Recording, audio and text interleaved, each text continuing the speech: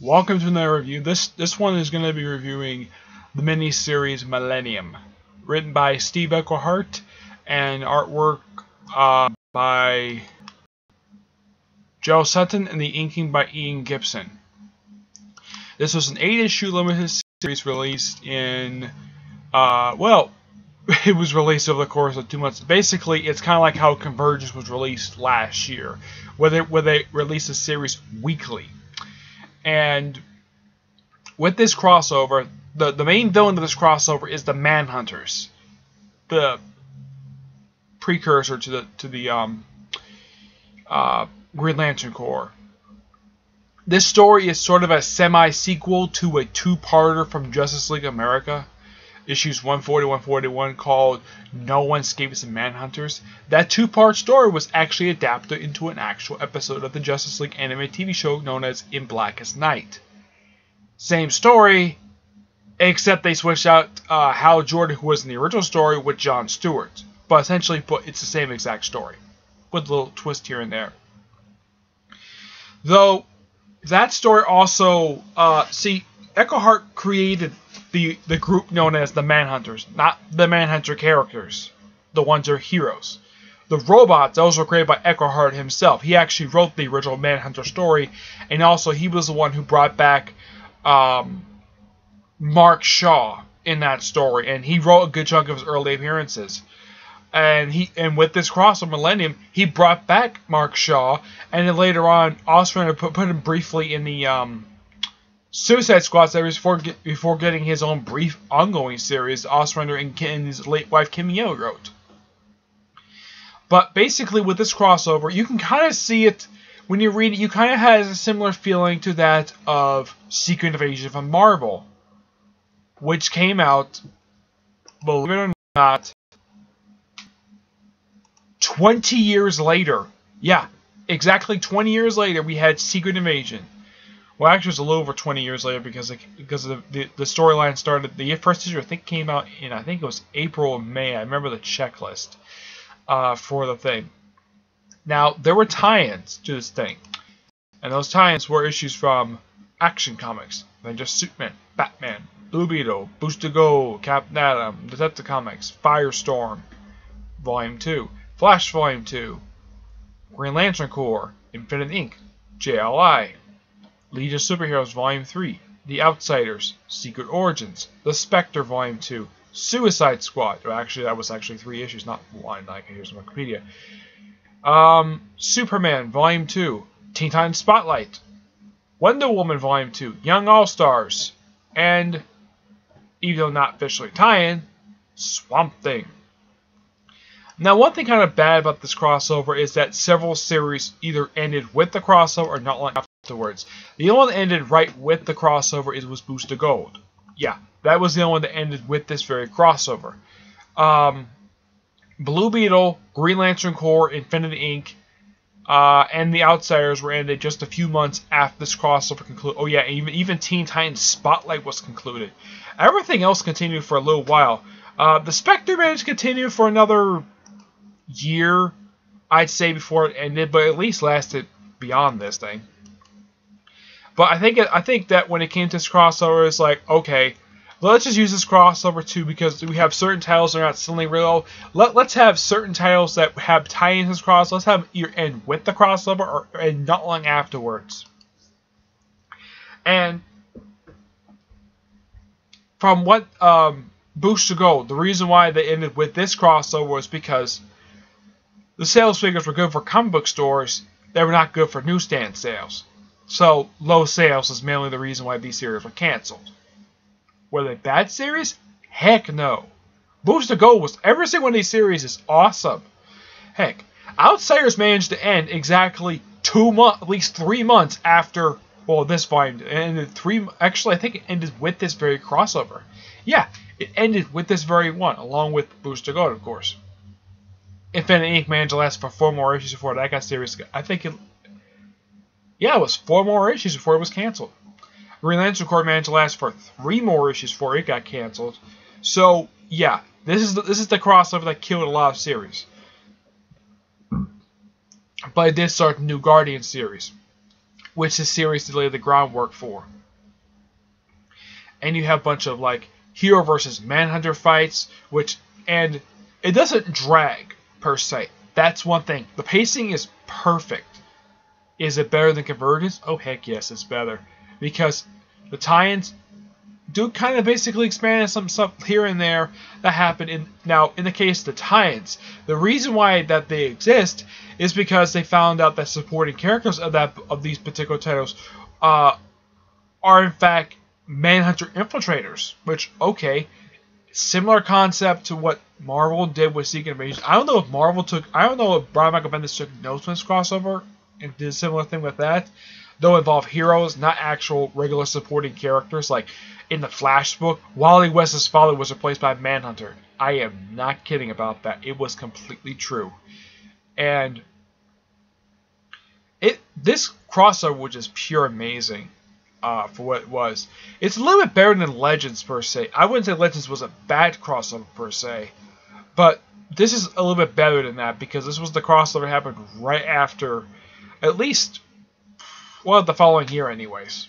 It was the second crossover after Crisis Infinite Earths, and the crossover happened right after this one, well, major one anyways, the following year, was in fact Invasion.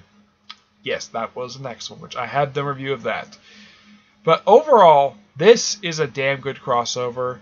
You have a lot of, well, you see a lot of Manhunters getting destroyed. You get a chance to see the first time you get a chance to see the Grand Master of the Manhunters. Yeah, because it's sort of an expansion of what Eckhart was doing with the original No One Escapes the Manhunter story. You can kind of see a sort of, I wouldn't say it's a remake of that story. It's sort of a semi-sequel to it, in a way. But when Nakara did his review of the first couple issues of New Guardians, he did bring up the fact that New Guardians came out of it.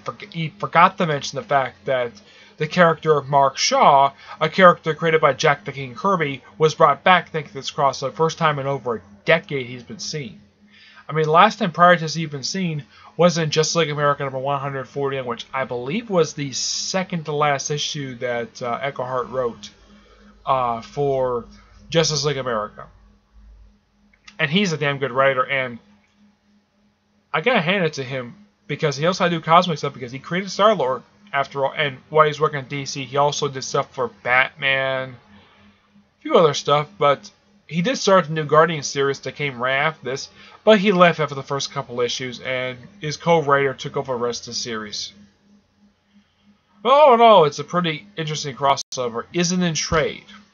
Some people say, Millennium. No. There is not. There is no trade from Millennium at all. Some of the tie-ins have been collected in trade, like Action Comics, Dimension Superman, Batman, Blue Beetle, Booster Gold. Let's see, what else has been put into trade? Just like International's been put into trade. The Superman issue has all the Superman books put into trade. The Batman books, well, Batman hasn't put into trade. The Batman issue has. A majority of the tie-ins put into trades, but as for the main miniseries itself, nope. It has never been put to trade. But in the end, Manhunters are defeated, and they do pop up now and again. And there have been certain... Oh yeah, in the Young All-Stars tie-in, the first two Manhunters, Dan Richards and Paul Kirk, actually met each other. Yeah, they met in this storyline. And this was an issue written by Roy Thomas. Awesome writer. And they actually briefly fought, and then later on, after convincing each other, yeah, there can be two Manhunters, but not in the same team. So, one Manhunter joined the All-Star Squadron, the other one joined the JSA. I think it was Paul Kirk who joined the JSA. I'm not really sure which one joined who, but I think the other one did, I think it was either the JSA or the Seven Soldiers of Victory. I have to look it up, but yeah. Also, if you click on Manhunter for Wikipedia, it comes up with the Secret Origins issue, which features the Manhunters. Yeah. So, yeah, the Suicide Squad was definitely involved in this crossover, but they're presence is very minor. They were only there for 2 of the 8 issues. I would say the only characters who were there for pretty much almost the entire thing was Superman, Captain Atom, the Green Lanterns, definitely like Guy, Hal, and John Stewart. Yeah, they were all there. Some of them were pretty much even. I think even Batman was in all 8 issues, but majority of them were in all the issues. But even Booster Gold, I think he missed 1 issue, but he was in pretty much almost the entire thing. Blue Beetle was pretty much the same way. But yeah, so pretty much a lot of the really big heroes were involved with this crossover, and were pretty much in the majority of the series. If you can track down these issues, good luck. I managed to find one. I read that basically as in print form. The other ones I read online. But it's still an interesting miniseries. And I still don't know why DC has not put us in a trade. I mean, it's in 2 years. It would have been 30 years since this crossover concluded. And I would have thought, though, that 8 years ago that maybe DC would put it into trade as part of the 20th anniversary of the crossover. But nope. They did not. At all. I don't know why they didn't. They just didn't. So, what rating do I give the Millennium series? I give it a 9 out of 10. It's a very good. It's a very good crossover, and the tie-ins. Well, they built on stuff basically that happened in the events of the main miniseries, but I do recommend tracking down the tie-ins as well, because they are all really good. There's none of them are bad at all. Some of them do kind of play into what goes on in the book. Now, Secret Origins basically. Just the first one of the 2 issues, just tells the origin story of all the first 3 Manhunters, which is Dan Richards, Paul Kirk, and Mark Shaw. Tells all their backstories. Well, it's sort of a condensed version for Mark Shaw, because you actually get a full thing for him in his first appearance, which is first issue special. Let's see.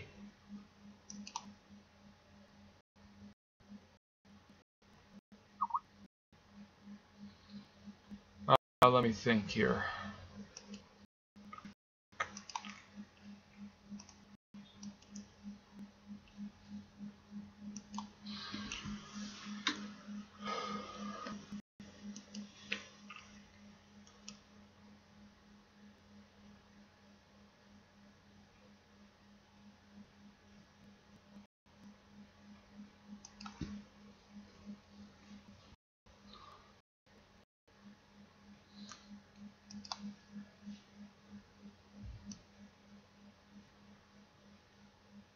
Yeah, Echo Heart, one Korea, let's see.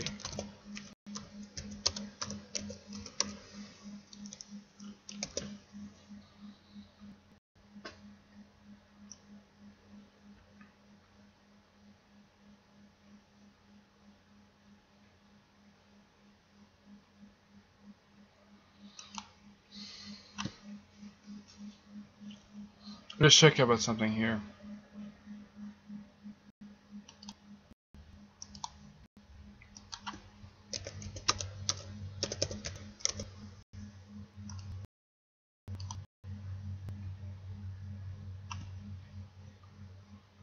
Yeah.